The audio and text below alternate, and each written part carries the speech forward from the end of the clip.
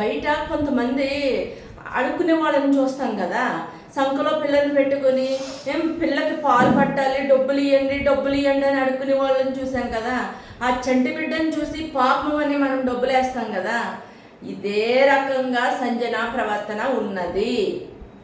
ఎందుకు ఇంత పెద్ద మాట వాడాను అని మీరు అనుకోవచ్చు. 5 నెలల పిల్లలు వదిలేసి వచ్చాను అని బయట పబ్లిసిటీ అవుతుంది కదండి.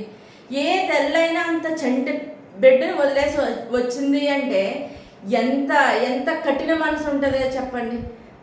ఇప్పుడు ఓట్లు కూడా 5 నెలల పిల్లలను వదిలేసి వచ్చింది అని క్రియేట్ చేస్తున్నారండి. నిన్నటి న్యూస్లో కన్నడ ఛానల్ ఒక ఛానల్లో న్యూస్లో 5 నెలల పిల్లను వదిలేసి వెళ్ళింది బిగ్ బాస్ ఛానల్కి అనే పబ్లిసిటీ జరుగుతుంది. ఇప్పుడు చెప్పండి, నేను ముందు చెప్పిన దానికి దీనికి చాలా కనెక్షన్ ఉందని. ఇంతే కాకుండా బయట నాకు ఏదో గతం ఉంది అని ఏదో చెప్తుంది కదా. ఆమె ఏదో గతం ఉంది అని ఆవిడ ఇప్పుడు వచ్చి ఆ గతం గురించి మాట్లాడితే తప్ప అది అందరూ ఆల్రెడీ మర్చిపోయాము.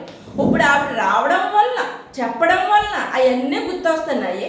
ఆవిడ చెప్పడం వల్ల అందరూ కూడా గతం ఏంటి అని సంజన కాంట్రవర్సీ వీడియోస్ అని మళ్ళీ యూట్యూబ్లో సెర్చ్ చేసి మళ్ళీ చూస్తున్నారు.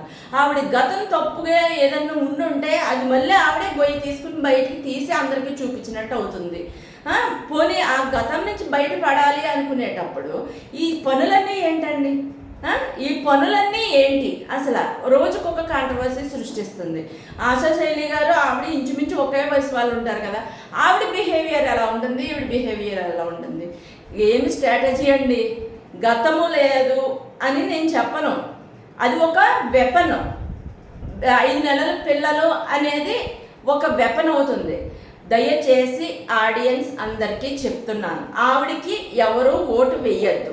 ఎందుకు ఇంత పెద్ద అలిగేషన్ చేస్తున్నాను అంటే, ఆవిడికి ఓటు వేస్తే ఒక